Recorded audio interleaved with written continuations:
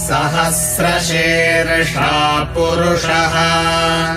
सहस्राक्षः सहस्रपात् स भूमिम् विश्वतो वृत्वा अत्यतिष्ठद्दशाङ्गुलम् पुरुष एवेदगुम् सर्वम्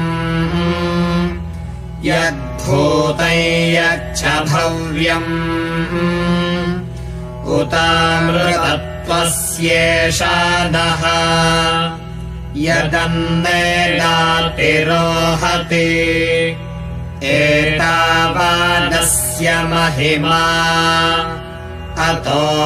ज्यायागश्च पूरुषः पादोऽस्य विश्वाभूतानि त्रिपादस्यामृतम् दिवि